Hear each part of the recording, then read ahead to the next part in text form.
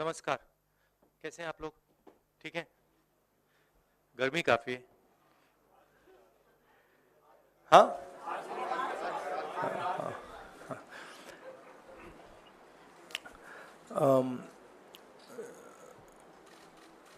भारत छोड़ो न्याय यात्रा में मणिपुर से हम महाराष्ट्र गए और रास्ते में हजारों युवाओं ने कंप्लेन की थी कि हिंदुस्तान में नॉन स्टॉप पेपर लीक होते हैं। और आज आप सबको मालूम है कि NEET paper and UGC NET के जो पेपर्स हैं वो लीक हुए हैं और एक कैंसिल भी हुआ है। कहा जा रहा था कि नरेंद्र मोदी जी ने यूक्रेन की लड़ाई रोक दी थी। मतलब एक ऑर्डर देके जो रूस और यूक्रेन के बीच में लड़ाई चल रही थी उसको रोक दिया था, ब्रेक लगा दी थी। इजराइल और गाजा के बीच में जो लड़ाई चल रही थी उसको भी नरेंद्र मोदी जी ने रोक दिया था। मगर किसी ना किसी कारण जो हिंदुस्तान में पेपर लीक हो रहे हैं उसको नरेंद्र मोदी रोक नहीं पा रहे हैं या रोकना नहीं चाहते हैं। नुकसान स्टूडेंट्स का होता है। जो हिंदुस्तान के स्टूडेंट्स हैं, मैं जानता हूं कि आप इन एग्जाम्स के लिए महीनों सालों काम करते हो। ये आपका फ्यूचर है और आपके फ्यूचर से खिलवाड़ किया जा रहा है। मध्य प्रदेश में व्यापम हुआ और अब उस व्यापम को नरेंद्र मोदी जी और उनकी सरकार पूरे देश में फैलाने का काम कर रही है। मैं इंस्टीट्यूशनल कैप्चर की बात करता हूं, मीडिया की बात करी, अलग अलग हिंदुस्तान के जो संस्थाएं हैं उनकी बात की। यही एजुकेशन इंस्टीट्यूशंस में हो रहा है। पेपर लीक का कारण है कि सारे के सारे वाइस चांसलर्स, एजुकेशन सिस्टम को बीजेपी के लोगों ने, उनके पेरेंट ऑर्गेनाइजेशन ने कैप्चर कर रखा है। जब तक ये कैप्चर रिवर्स नहीं किया जाएगा तब तक पेपर लीक चलता जाएगा। इस कैप्चर को फैसिलिटेट नरेंद्र मोदी जी ने किया है और ये एक एंटी नेशनल एक्टिविटी है क्योंकि ये देश का भविष्य है और इससे हिंदुस्तान के युवाओं को, स्टूडेंट्स को जबरदस्त चोट पड़ती है। इंक्वायरी चल रही है, एक को आपने कैंसिल कर दिया है, अब पता नहीं दूसरे को कैंसिल किया जाएगा या नहीं किया जाएगा, बट कोई ना कोई तो इसके लिए जिम्मेदार है और उनको एकदम पकड़ा जाना चाहिए और उन पे एक्शन लिया जाना चाहिए। आपके कोई सवाल हो? साथियों, मैं गुजारिश करूंगा सवाल आपके इसी विषय पर। हाँ प्लीज। हाँ, sorry. So, when I went on my Bharat Jodo Yatra, the second one, throughout the route, students were telling me that paper leaks are endemic in India. They study, they work hard, honest students suffer, and students who want to cheat benefit. And this was repeated again and again and again and again. Now we are seeing an expansion of the idea of Vyapam across the country. BJP states have had to deal with this. Uttar Pradesh has had to deal with this. Madhya Pradesh has been a center of this. Gujarat has been a center of this. And now they have expanded this idea to the rest of the country. This is extremely damaging to students. And it's happening because all our institutions have been captured. Our vice chancellors are placed not based on merit, but because they belong to a particular organization. And this organization and the BJP have penetrated our education system and destroyed it. What was done by Mr. Narendra Modi to the economy with demonetization has now been done to the education system. Youngsters, I want you to know that the reason this is happening and the reason you're suffering is because an independent, objective education system has been demolished, and it has been replaced by an education system that is captured by the BJP, captured by their parent organization. And until this capture is released, you are going to suffer. You're going to see cancellations of your exams. You're going to see paper leaks again and again and again. One paper has been cancelled. We don't know what is going to happen to NEET. But whatever happens, it should not be done in a arbitrary fashion. The rules that apply to one paper should apply to another paper. And it is very important that the people who are guilty here are brought to book and they are punished. Thank you.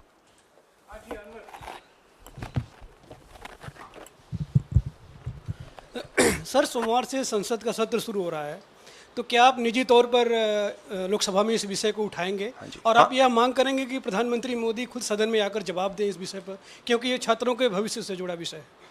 हाँ, बिल्कुल, simple question. हाँ, उठाएंगे, parliament house में उठाएंगे.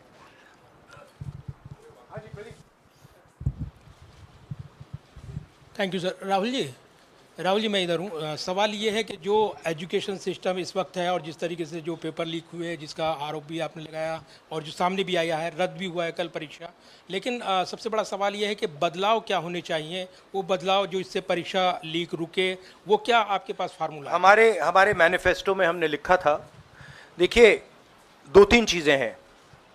सबसे पहले जो शिक्षा का सिस्टम है उसको एक संगठन ने कैप्चर कर रखा है. अपने लोगों को हर पोस्ट पे यही डालते हैं.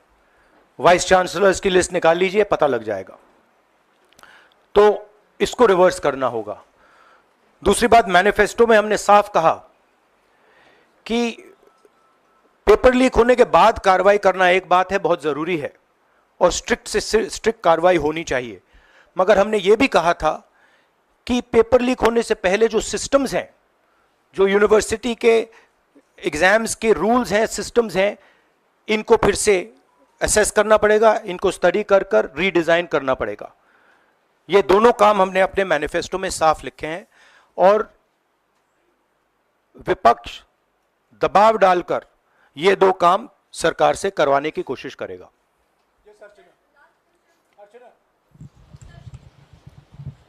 Rahul, do you think so? This is a education emergency, and till now, what is the stand? Government ने जितना भी stand लिया, do you satisfied with that stand? और सर मेरा दूसरा सवाल भी है, जिस तरीके से आप आज स्टूडेंट से मिल रहे हैं, आज let me answer the question. See, there is a huge pressure on our students, and the pressure comes from a number of directions. The first direction is the large scale unemployment that is there in the country. Everybody understands it, everybody knows it, and one of the reasons the government suffered in this election was that all youngsters believe that Mr. Modi is incapable of solving the employment problem. So that's the first thing. Second thing is there's huge pressure because of this, and there are very few avenues for students. In all areas, right? So you've cut off the job avenue. Now you're cutting off the exam avenue. You're saying, you can take an exam, you can study, you can work as hard as you want. On the last date, we're going to tell you that the exam is cancelled. So, that avenue is also shut. You've shut avenues like Agniveer. You've shut avenues like the public sector. So the youth of India have nowhere to go. It doesn't matter whether you're an IIT graduate, IIT student, or you're trying to join the army. The youngsters in India simply have no way through. And it's not just an educational crisis. It's a crisis in pretty much every sphere that we are facing. Now, before the elections, it was very clear that there was massive control of the media, massive control of the other institutions, so people were quiet. Now people are very clear that we are sitting on a disaster, and we've got a government that is crippled, cannot do the job. It's literally walking around on one leg, right? So, yes, it's a crisis. It's a profound national crisis. It's an economic crisis. It's an educational crisis. It's an institutional crisis. So, but I don't see any response. I don't even see the capability of a response, right? So,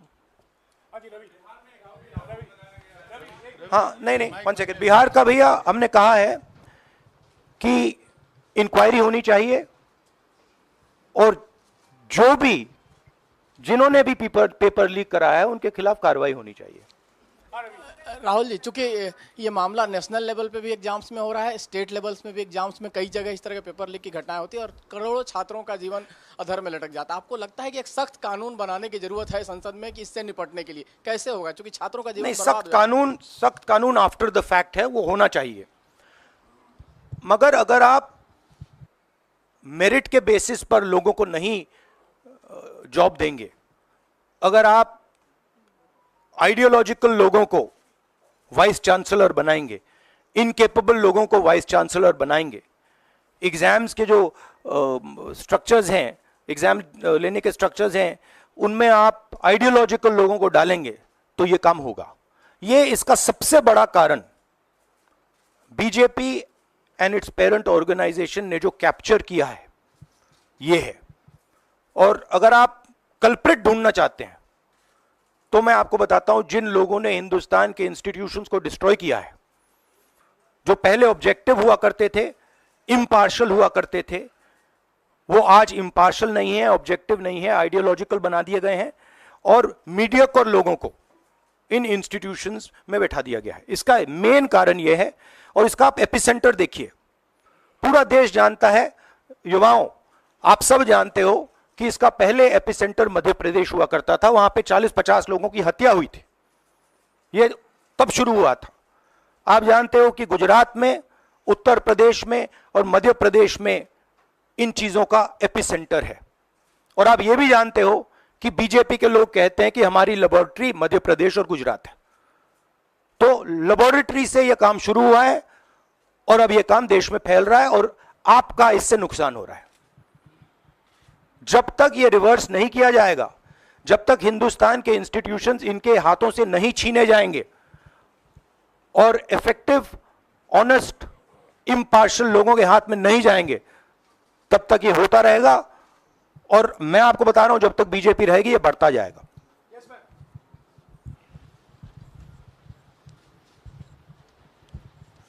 sir, NTA के अंदर सारे exams आने लग गए हैं, NEET भी, net भी, और इवन कॉलेज एडमिशन्स भी उसी पे हो रहे हैं। तो आपको लग रहा है ट्रांसपेरेंसी कहीं ना कहीं वहीं ख़त्म हो जा रही है, क्योंकि वो एक एजेंसी जो है वही सारा कंडक्ट करा रही है। तो आपने पार्लियामेंट में इस मुद्दे को उठाने को सोचा है कि एनटीए को कहीं ख़त्म करने की ज़रूरत है या बदलाव करने की ज़रूरत है? नहीं, देखिए, अगर हिंदुस्तान में बहुत सारे ऑनेस्ट लोग हैं, बहुत सारे ऑब्जेक्टिव लोग हैं, अगर ऑब्जेक्टिव लोगों को, ऑनेस्ट लोगों को आप ये काम दोगे, पेपर लीक नहीं होगा। अगर आप मीडियोकर लोगों को राजनीतिक बेसिस पे, आइडियोलॉजिकल बेसिस पे चुन के करोगे तो ये काम होगा। और ये मैं कह रहा हूं, दोहराता जा रहा हूं कि हर हिंदुस्तान की हर संस्था को कैप्चर कर रखा है, लीगल सिस्टम को, ब्यूरोक्रेसी को, इंटेलिजेंस एजेंसीज को, इन्वेस्टिगेटिव एजेंसीज को, एजुकेशन सिस्टम को।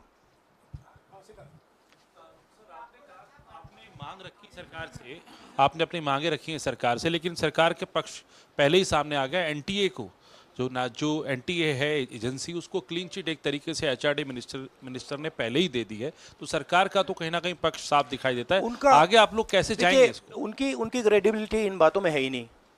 वो क्लीन चिट दें उसका कोई मतलब ही नहीं है, उनकी जीरो क्रेडिबिलिटी है। सब लोग जानते हैं कि एपिसेंटर मध्य प्रदेश, गुजरात एंड उत्तर प्रदेश। सबसे ज्यादा मेरी यात्राओं में सबसे ज्यादा पेपर लीक की बात यहीं आई थी, उत्तर प्रदेश में आई थी, मध्य प्रदेश में आई थी।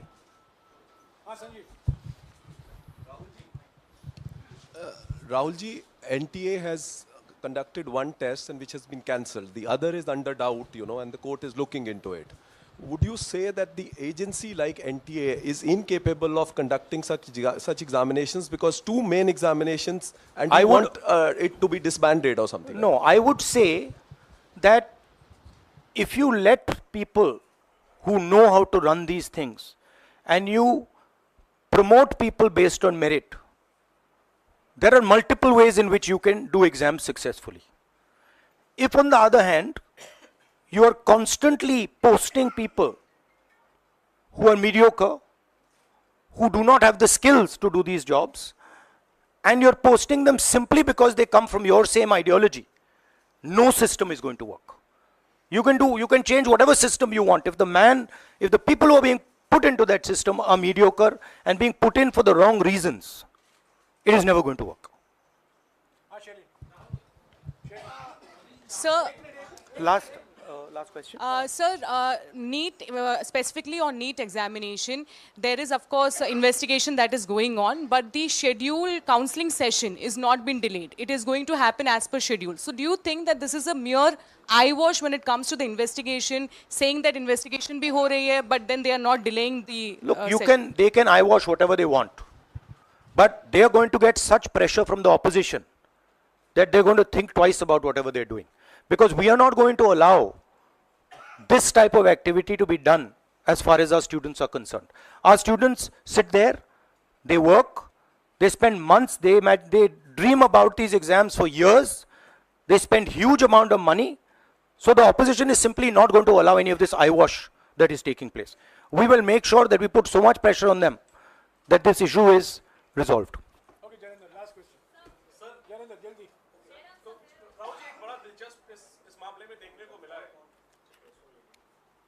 तो इसी विषय पर इस मामले में एक अजीब स्थिति है कि जो आरोपी हैं पटना में, वो स्वीकार कर रहे हैं कि उनको पेपर पहले मिल गया था, यानी सीधे सीधे पेपर लीक का केस है, और सरकार की तरफ से पहले तो क्लीन चिट दे दी गई, पेपर लीक से इनकार कर दिया गया, और अब बिल्कुल रेडियो साइलेंस है। नेट कैंसिल हो गया, नीट पर अभी भी स्थिति साफ नहीं है। तो ये जो स्थिति है, आरोपी कह रहे हैं पेपर लीक हुआ, मंत्री कह रहे हैं नहीं हुआ, इस पर आप क्या सोचते हैं? और नो कॉन्फिडेंस मोशन पार्लियामेंट में आप लोग लाने की कोशिश करेंगे? Silence is because Prime Minister is crippled.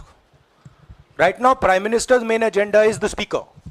So he's not bothered about NEET, he's not bothered about all these things. He's bothered about कि भैया मेरी सरकार निकल जाए यहाँ से और मेरा speaker बन जाए. Right? That is where he is right now. That's where his mind is. Right? So, essentially the main thing is that we have a government now, right, and a Prime Minister now, who will find it very difficult to function. The Prime Minister, if I might say so, is psychologically broken. He has collapsed, psychologically collapsed. And he will struggle, knowing his personality, he will struggle to run a government like this. Because his entire sense of running a government, the idea of running a government, Mr. Modi's idea is to generate fear in people, to frighten people, to make people not speak. You're aware of that.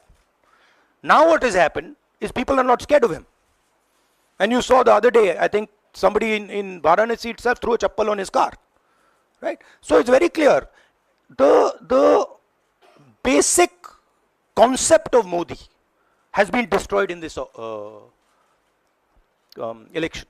If we were faced with if right now you had a Vajpayee ji or a Manmohan Singh ji, they might be able to survive what they are faced with. Because there is humility, there is conciliation, there is respect. But Narendra Modi does not believe in any of these things. Narendra Modi believes my way or the highway. And now suddenly is found that earlier there were Congress people who were not scared of him. Now nobody in the country is scared of him. Right? So psychologically it's almost a fatal blow for the Prime Minister, and he's going to really struggle. And of course now we have a stronger opposition. So it's going to be interesting and quite a lot of fun. Thank you. देखिए क्या हुआ, आपने जो नरेंद्र मोदी जी का जो concept था और वो गुजरात में शुरू हुआ था, गुजरात से वो गुजरात मॉडल फिर वो नेशनल लेवल पे लाए। कॉन्सेप्ट क्या था? कॉन्सेप्ट था मार्केटिंग, हजारों करोड़ रुपए की मार्केटिंग और डर, एजेंसी का डर, मीडिया का डर, सरकार का डर। अब हुआ क्या? अब देश में कोई उनसे डरता ही नहीं है। मतलब एक तरीके से रिडिक्यूल करते हैं। जो पहले 56 इंच की छाती थी, अब नंबर तो नहीं दे सकता हूं, बट 30-32 हो गई है, राइट? तो अब पूरा जो ढांचा था, इतना बड़ा गुब्बारा था, वो इतना बड़ा हो गया। अब इससे नरेंद्र मोदी जी को साइकोलॉजिकल बहुत टेंशन होगा, बहुत प्रॉब्लम होगी, क्योंकि उनका जो काम करने का तरीका है वो लोगों को डराने का है, धमकाने का है। अब वो डर चला गया। आपने देखा, पता नहीं देखा या नहीं, वाराणसी में वो चप्पल मार दी किसी ने। अब आप इमेजिन कीजिए, चुनाव से पहले अगर कोई मारना भी चाहता था डरता, तो वो जो डर था वो गायब हो गया, खत्म हो गया। और इंटरनल भी प्रॉब्लम्स हैं, इनकी पार्टी में प्रॉब्लम्स हैं, इनके पेरेंट ऑर्गेनाइजेशन में इश्यूज हैं। तो मेरा कहना है कि जो नरेंद्र मोदी का जो कॉन्सेप्ट था उसको ऑपोजिशन ने डिमोलिश कर दिया, खत्म कर दिया है। उसको आप 56 इंच की छाती कहें, उसको आप डर कहें, उसको आप मतलब जो बिग नरेंद्र मोदी जी की जो इमेज थी उसको फाड़ दिया हमने। अब अगर वाजपेयी जैसे लीडर होते जो जिनमें ह्यूमिलिटी थी, मनमोहन सिंह जी जैसे जिनमें ह्यूमिलिटी थी, लोगों की रिस्पेक्ट करते थे, बात सुनते थे, ऐसी सिचुएशन वो काम निकाल सकते थे। मगर ये नरेंद्र मोदी जी की स्टाइल ही नहीं है। नरेंद्र मोदी जी मतलब किसी की सुन नहीं सकते, बिना फोर्स काम नहीं कर सकते। तो ये अब मामला है। और दूसरी बात, बहुत मजबूत ऑपोजिशन है, तो काफी मतलब इंटरेस्टिंग समय है। Thank you.